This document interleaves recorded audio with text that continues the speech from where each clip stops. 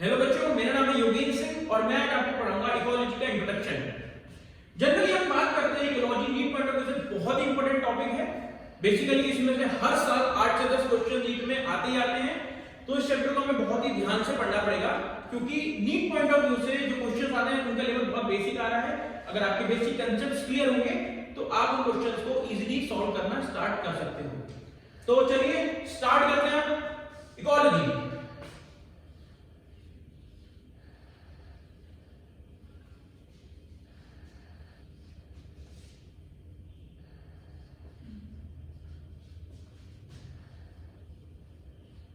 तो इकोलॉजी में हम स्टडी करते हैं ऑर्गेनिज्म और उसके एनवायरनमेंट के बीच के इंटरेक्शंस को।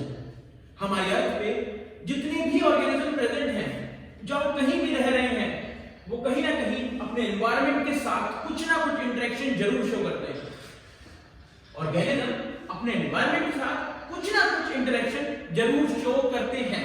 जैसे कि मैं कहूं ऑर्गेनिज्म और उसके एनवायरनमेंट, अगर मैं टर्म ऑर्गेनिज्म की बात करूं तो ऑर्गेनिज्म बेसिकली आपका प्लांट हो सकता है, ऑर्गेनिज्म आपका एक एनिमल हो सकता है और ऑर्गेनिज्म आपका एक माइक्रोब भी हो सकता है। तो अगर मैं सिंपल भाषा में कहूं कि आप बच्चे मेरे सामने स्टडी कर रहे हैं और मैं एक होमो सेपियन के एक इंडिविजुअल को या पोडियम पे रिप्रेजेंट कर रहा हूं, तो मैं एक ऑर्गेनिज्म को रिप्रेजेंट कर रहा हूं। तो हम बात करें ऑर्गेनिज्म, प्लांट, एनिमल, माइक्रोब, इसमें से कुछ भी हो सकता है। अब मैं बात करूं कि ऑर्गेनिज्म और एनवायरनमेंट के बीच में ऐसा क्या इंटरेक्शन हो रहा है जिसकी मैं बात कर रहा हूं कि ऑर्गेनिज्म और उसके एनवायरनमेंट के बीच में एक होने वाला इंटरेक्शन है, जिसकी स्टडी हम इकोलॉजी में करेंगे। Study ecology. अब मैं कहूं कि मेरे को इकोलॉजी टर्म समझना है तो उसके लिए मेरे को बेसिक टर्म समझनी पड़ेगी। ऑर्गेनिज्म हमने बहुत अच्छे से समझा, अब मैं आपको बताऊंगा एनवायरनमेंट के बारे में। तो अगर सिंपल लेवल लैंग्वेज में कहूं मैं, तो ऑर्गेनिज्म और उसके एनवायरनमेंट के बीच का जो इंटरेक्शन है वो उसके एनवायरनमेंट के साथ है। और एनवायरनमेंट दो पार्ट में बटा हुआ है, एक बायोटिक और एक एबायोटिक। जो कुछ भी हमारे सराउंडिंग्स यहाँ पे हैं वो हमारा एनवायरनमेंट है, वो हमारा एनवायरनमेंट फॉर्म कर रहा है। अब जैसे कि मैं बात करूं, यहाँ पे जितने भी आपको लेवल्स दिखाई दे रहे हैं वो एक बायोटिक कम्युनिटी को फॉर्म कर रहे हैं, और जितने भी आपको एक बायोटिक कंपोनेंट यहाँ शो हो रहे हैं वो यहाँ पे सारे नॉन लिविंग कंपोनेंट्स को शो कर रहे हैं, जैसे कि light, temperature, soil, H2O, air. आइए इसे अच्छे से समझते हैं। एनवायरनमेंट, इस टर्म को अच्छे से समझेंगे। बायोटिक कंपोनेंट और एबायोटिक कंपोनेंट।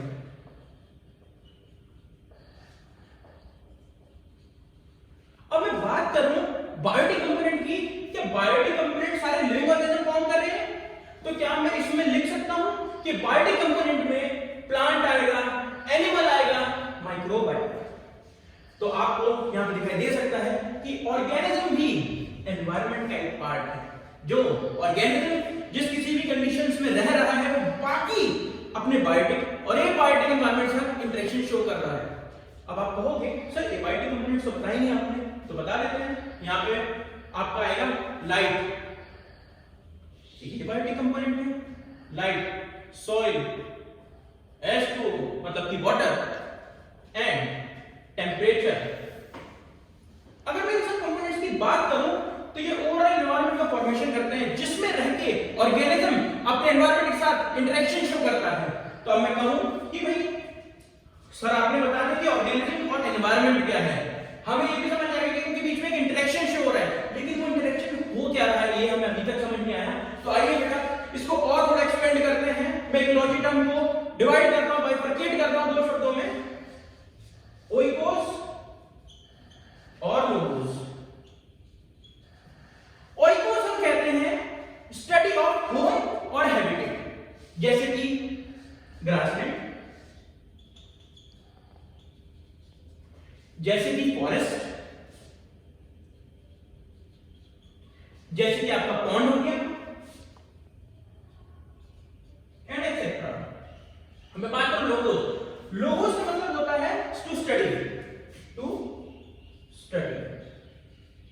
तो अब सर आप आपने ये भी बता दिया कि इकोलॉजी का जो बाइफरकेशन है वो ओइकोज में होता है, लोगोज में होता है, और ओइकोज में ग्रासलैंड प्रेजेंट है, फॉरेस्ट प्रेजेंट है, पॉन्ड प्रेजेंट है।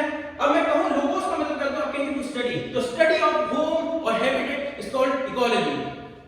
सर लेकिन अभी भी ये क्लियर नहीं हो कि इनके बीच में इंटरेक्शंस क्या होते हैं, थोड़ा सा इसको क्लियर किया जाए। तो अगर मैं बात करूं, मैं एक सिंपल सा एग्जांपल लेना चाहूंगा। मैं एग्जांपल लूंगा एक ग्रासलैंड का। ये एक ग्रासलैंड है। अब ग्रासलैंड का एनवायरनमेंट कौन बना रहा है? वहां के रहने वाले बायोटिक और एबायोटिक कंपोनेंट्स। तो मैं यहां चलिए तो biotic components, plants, animals, microbes, और मैं क्या लिख दूं कि एबायोटिक कंपोनेंट में soil, H2, light, temperature, air present होगा। तो यहां पे लिख देता हूं soil, H2, light, temperature and water. तो ग्रासलैंड में प्रेजेंट होने वाले बायोटिक और एबायोटिक कंपोनेंट वहां का क्या एनवायरनमेंट बना रहे हैं, और यहां के प्लांट एनिमल माइक्रोब जो प्रेजेंट है क्या वो अपने एबायोटिक कंपोनेंट्स के साथ कुछ इंटरेक्शन शो कर रहे हैं? तो अगर मैं कहूं कि इंटरेक्शन में हो क्या रहा है, तो सुनिए, प्लांट पे लाइट पड़ी, प्लांट ने फोटोसिंथेसिस करा, और जो प्लांट ने फोटोसिंथेसिस करके फूड बनाया, तो क्या वो कार्निवोरस एनिमल्स ने खाया, हर्बीवोरस ने खाया? तो मैं कहूंगा ये इंटरेक्शन हो गया किसके भी, प्लांट और उसके एबायोटिक कंपोनेंट लाइट के साथ फूड का सिंथेसिस करा। अब मैं कहूं कि मुझे एक बात बताइए, प्लांट और एनिमल जब मर जाएंगे तो इन्हें कौन खाएगा? इनको माइक्रोब खाएगा। तो मैं क्या कह रहा हूं? मैं कह दूं कि डिकम्पोजिशन हो रहा है, तो जो मिनरल ब्रेकडाउन होगा, मिनरल साइकिल चलेगी, वो दोबारा से प्लांट के पास जाएगी, सारे मिनरल कंपोनेंट्स। तो ऐसे हमारा एनवायरनमेंट, ऑर्गेनिज्म अपने आप का इंटरेक्शन शो करता है और बहुत स्टेबल सिस्टम ऑफ कम्युनिटी को फॉर्म करता है। अब मैं बात करूं बेसिक टर्मिनोलॉजीज की जो आपको याद करनी है, एनसीईआरटी में गिवन है। Term ecology given by Haeckel, term father of ecology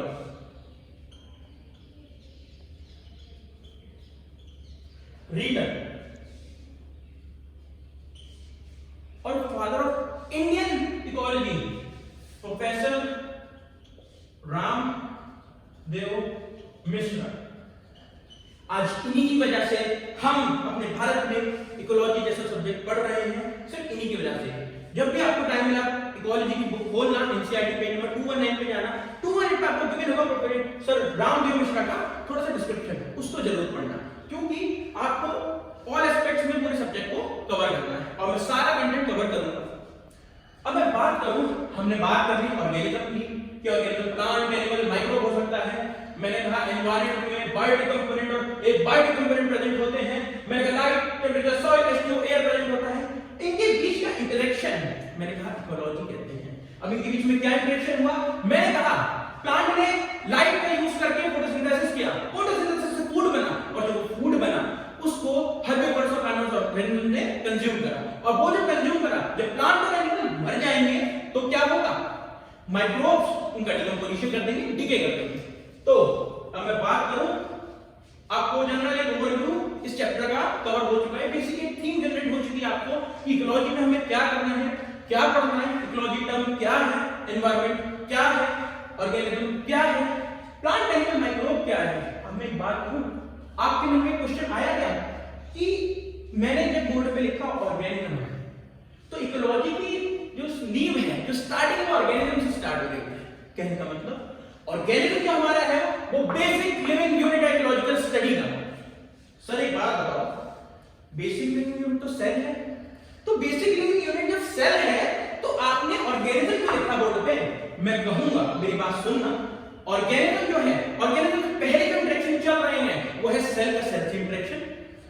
atoms combine करके बनाते हैं मॉलिक्यूल्स, मॉलिक्यूल्स कंबाइन करके कंपाउंड बनाते हैं, और जो कंपाउंड्स हैं वो मिलकर कॉम्प्लेक्स कंपाउंड बनाते हैं, और कॉम्प्लेक्स कंपाउंड मिलकर ऑर्गेनेलीज बनाते हैं। और जब आपके ऑर्गेनेलीज बन जाते हैं तो जो ऑर्गेनेलीज हैं वो आपके सेल को फॉर्म करते हैं। जब सेल बनता है, सेल और सेल का इंटरेक्शन किसे कहते हैं? टिश्यू को कहते हैं। टिश्यू के और टिश्यू के इंटरेक्शन को क्या कहते हैं हम? ऑर्गन। ऑर्गन का इंटरेक्शन जब होता है तो ऑर्गन सिस्टम बनता है और एक इंग्रेडिएंट बन जाता है। तो मैं कहूं कि basic living unit of ecological study क्या है? आप कहेंगे ऑर्गेनिज्म है, लेकिन एक बात बताओ, आपने कहा ऑर्गेनिज्म तो क्या है? ऑर्गेनिज्म यूनिसेलुलर भी हो सकता है। अगर आप कह रहे हो कि बेसिक लिविंग यूनिट सेल है, तो मैं कहूंगा ऑर्गेनिज्म भी यूनिसेलुलर होता है। तो आपका ये डाउट भी यहाँ पे क्लियर हो गया कि ऑर्गेनिज्म यूनिसेलुलर भी होता है। तो अब मैं एक बात बताऊं, ऑर्गेनिज्म को बेसिक क्यों कहा है हमने यहाँ पे इकोलॉजिकल स्टडी के लिए? क्योंकि ऑर्गेनिज्म जो हमारा है वो एनवायरनमेंट के फ्लक्चुएशन से रिस्पॉन्ड करता है। मान लो अगर मैं इस कमरे का टेंपरेचर बढ़ा दूं तो यहाँ पे आपको स्वेटिंग करोगे, आप स्वेट करने लगोगे। क्यों? ऑर्गेनिज्म जब एनवायरनमेंट से इंटरेक्ट करता है तो एनवायरनमेंट के चेंज होने से ऑर्गेनिज्म में फर्क पड़ता है, और जब वो फर्क पड़ता है वो उसकी फिजियोलॉजी में शो होता है। तो मैं कहूं कि ऑर्गेनिज्म, जब हम ऑर्गेनिज्म की स्टडी करेंगे तो हम कहेंगे कैसे मेटाबॉलिक एक्टिविटीज होती है, क्या लिविंग यूनिट से मिलकर बना है। तो क्या मैं कह दूं कि ऑर्गेनिज्म और एनवायरनमेंट इकोलॉजिकल स्टडी का एक पात्र है, सब्जेक्ट पूरा ऑर्गेनिज्म और एनवायरनमेंट में डिपेंड कर रहा है। तो आइए बच्चों, मैं बताता हूं आपको अब थोड़ा सा आगे बढ़ते हैं।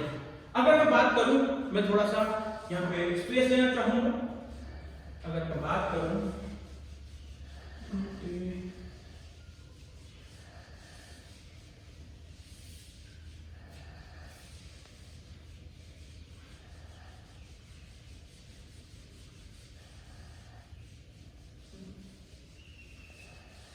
अच्छा बेटा, एक बात बताओ, क्या ऑर्गेनिज्म जो हमारा प्रेजेंट है इस अर्थ पे, उसका जो इंटरेक्शन एनवायरनमेंट के साथ हो रहा है, क्या मैं कह सकता हूं कि जो हमारा इंटरेक्शन है वो बायोटिक और एबायोटिक के साथ हो रहा है, और ऑर्गेनिज्म भी एनवायरनमेंट का एक पार्ट है।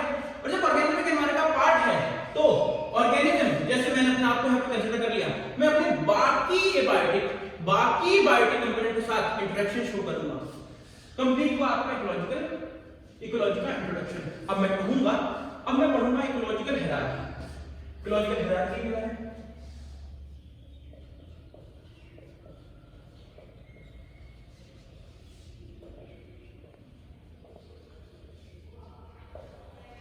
जब हम बात करेंगे इकोलॉजिकल हायरार्की की, तो इकोलॉजिकल हायरार्की में एक ऑर्डर क्रिएट होता है, सिंपलेस्ट फॉर्म से कॉम्प्लेक्स फॉर्म तक जाना और बीच के स्टेप्स को एक ऑर्डर में अरेंज करना, उसको हम कहेंगे इकोलॉजिकल हायरार्की। तो अगर मैं बात करूं, एक स्पीशीज लूंगा, मैंने लिया ए, कोई प्लांट लिया, मैंने पहले बताया ये बेसिक लिविंग यूनिट है इकोलॉजिकल स्टडी की। ऑर्गेनिज्म जो कि यहाँ पे दर्शा रहा है प्लांट को, वो क्या है?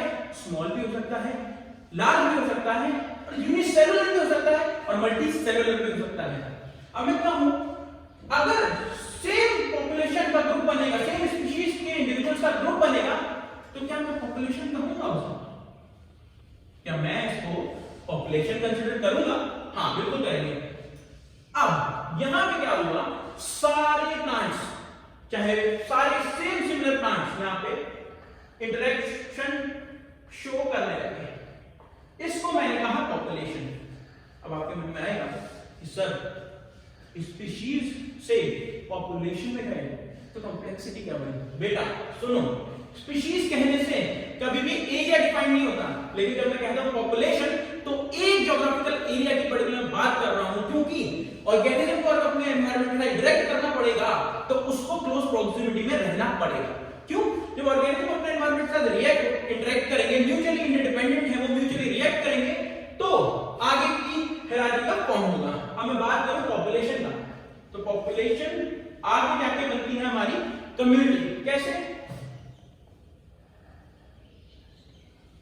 कम्युनिटी। अब कम्युनिटी क्या है? डिफरेंट पॉपुलेशंस का प्रेजेंट होना एक ज्योग्राफिकल एरिया में, मैं कहूंगा कम्युनिटी होता है। जैसे कि मैं कहूं ए टाइप की प्लांट स्पीशीज, बी टाइप की प्लांट स्पीशीज, सी टाइप की प्लांट स्पीशीज, डी टाइप की प्लांट स्पीशीज, ये क्या फॉर्म कर रहा है? ये कम्युनिटी को फॉर्म कर रहा है। अब मैं कहूं कि बेटा क्या ए प्लांट की स्पीशीज यहां पे प्लांट की पॉपुलेशन को दर्शा रही है, और बी प्लांट की जो स्पीशीज है वो यहां पे दर्शा रही है बी प्लांट की पॉपुलेशन को, ऐसे ही सी और डी को। अब मुझे एक बात बताओ बेटा, जो ए बी सी डी हमारे प्लांट प्रेजेंट हैं यहां पे डिफरेंट स्पीशीज के, इसे मैं कम्युनिटी कह रहा हूं। मैंने ये क्यों नहीं कहा कि प्लांट की कम्युनिटी है, एनिमल की कम्युनिटी और माइक्रोब की कम्युनिटी आपस में टक्कर करेगी तो कम्युनिटी बनेगी? नहीं, ऐसा नहीं है।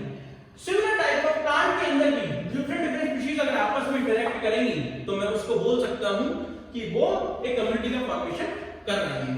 अब मैं बात करूं, मैं बहुत अच्छे से आपको एक बात बताना चाहूंगा कि जब हमारी कम्युनिटी फॉर्मेशन हो जाता है तो उसके बाद अभी तक हमने क्या किया, हमने स्पीशीज को समझा, हमने पॉपुलेशन को समझा, हमने कम्युनिटी को समझा।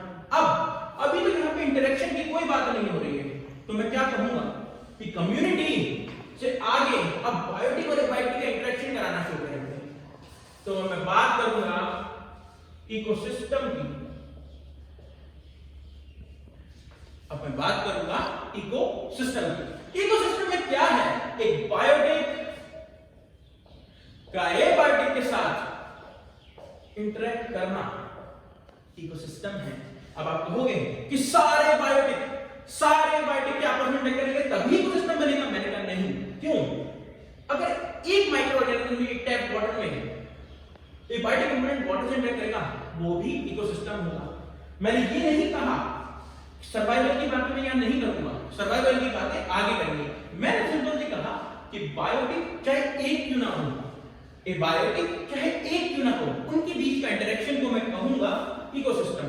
अब अगर एग्जाम में क्वेश्चन आ रहा है तो आपको अच्छे लेवल पे सोचना है। क्या सोचना है? जब तक कुछ स्पेसिफाई ना किया गया हो, आपको biotic component plant animal micro मानने हैं, एबायोटिक कंपोनेंट आपको life temperature soil acid air ही मानने हैं। ठीक है।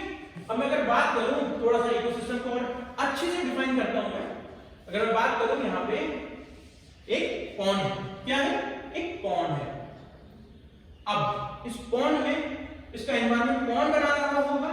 यहाँ के बायोटिक कंपोनेंट और एबायोटिक कंपोनेंट। तो मैं यहां लिख दूं बायोटिक और एबायोटिक। ठीक है। अब मैं कहूंगा क्या प्लांट एनिमल माइक्रो प्रेजेंट होगा। अब मैं कहूंगा एबायोटिक में यहां लाइट, टेम्परेचर,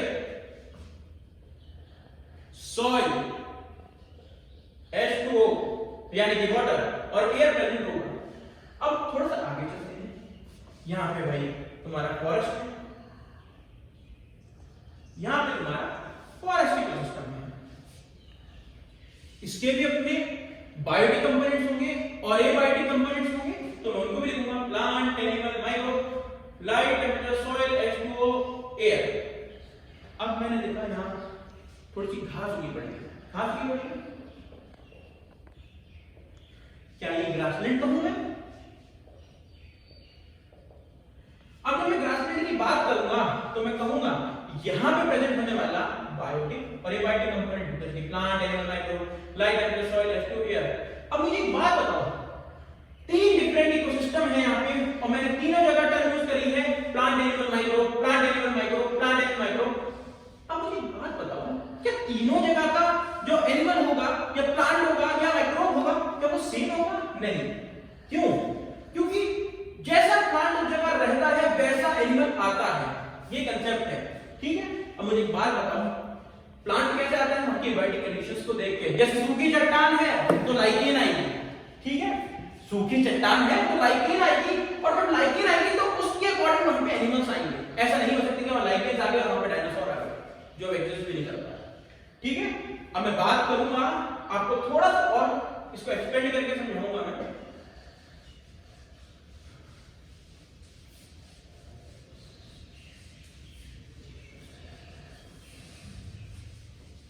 अच्छा, सबसे पहले बताओ मैंने क्या बताया? मैंने बताया ऑर्गेनिज्म और उसके एनवायरनमेंट का इंटरेक्शन। मैं इस पे इतना एम्फसाइज क्यों कर रहा हूं? क्योंकि बेसिक है इकोलॉजी का। अगर आपका ये क्लियर है तो आगे की चीजें आसान होती चली जाएंगी। इसलिए मैं दोबारा कहूंगा, जैसे मैंने लिखा है ऑर्गेनिज्म, इसका इंटरेक्शन इसके एनवायरनमेंट से। अगर मैं इसकी बात करूं तो ऑर्गेनिज्म और एनवायरनमेंट आपस में म्यूचुअली रिलेटेड है। कैसे? ये म्यूचुअली इंटरडिपेंडेंट है एक दूसरे पे। कैसे? भाई मैंने ऑर्गेनिज्म को बदला, एनवायरनमेंट में बदलाव आया। मैंने एनवायरनमेंट को बदला, ऑर्गेनिज्म में बदलाव आया। मैंने पहले भी एग्जांपल दिया था कि जैसे एक बात बताओ, अगर यहाँ पे कोई बच्चा यहाँ से बाहर उठ के चला जाए और कहे मैं किसी चीज से इंटरेक्ट नहीं कर रहा, क्या वो सही कह रहा है? नहीं। क्यों? वो स्टूडेंट वहां पे प्रेजेंट एयर को कंज्यूम कर रहा है, वहां के ऑक्सीजन को कंज्यूम कर रहा है और रेस्पिरेशन शो कर रहा है। तो रेस्पिरेशन शो करा, ऑर्गेनिज्म के एनवायरनमेंट बीच का इंटरेक्शन हुआ और हमारे इकोसिस्टम का फॉर्मेशन, हम पढ़ते हैं ऑर्गेनिज्म और एनवायरनमेंट का रिलेशन।